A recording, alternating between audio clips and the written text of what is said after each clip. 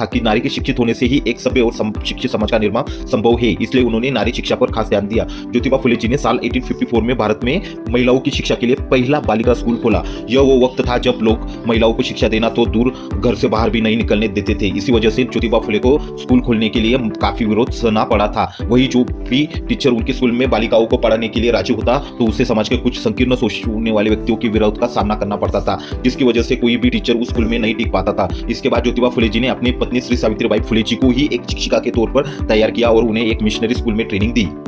इसके बाद सावित्रीबाई फुले जी ने इस स्कूल में भारत की पहली प्रशिक्षित महिला शिक्षिका के तौर पर महिलाओं की शिक्षा दी। हालांकि समाज का कड़ा विरोध और पारिवारिक दबाव के बाद भी ज्योतिबा फुले जी को बुलंद हौसला कभी डगमगाया नहीं और उन्होंने आगे भी महिलाओं की शिक्षा को बढ़ावा देने के लिए 3 और स्कूल खोले।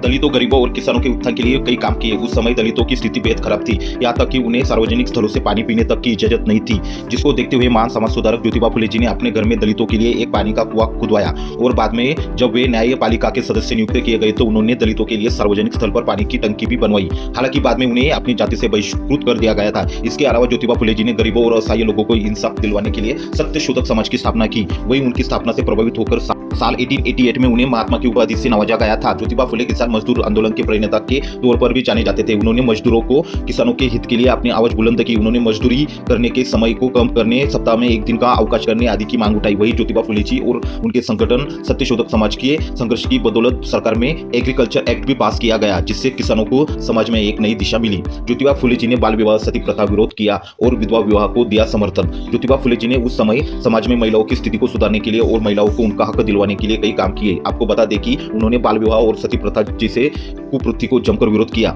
ज्योतिबा फुले जी विधवा विवाह के वे घोर समर्थक थे। विधवाओं के विवाह के लिए उन्होंने अभियान भी चलाया। इसके साथ ही ज्योतिबा फुले जी ने अपने एक गरीब ब्राह्मण मित्र विष्णु शास्त्री पंडित का विवाह एक विधवा ब्राह्मणी से भी करवाया। इसके बाद साल 1871 में उन्होंने अपनी पत्नी सावित्रीबाई फुले जी के सहयोग से पुणे में एक विधवा आश्रम भी खोला।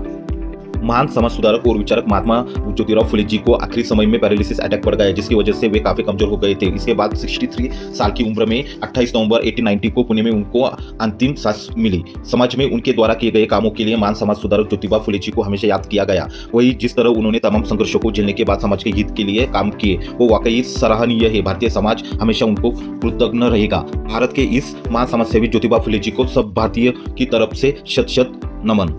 एवं काल में ज्योतिबा फुले जी ने कई पुस्तकें भी लिखी, जिनका नाम है तृतीय रत्न, अछूतों की कैफियत, राजा भोसला का पखड़ा, ब्राह्मणों का चातुर्य, छत्रपति शिवाजी, किसानों को कोड़ा।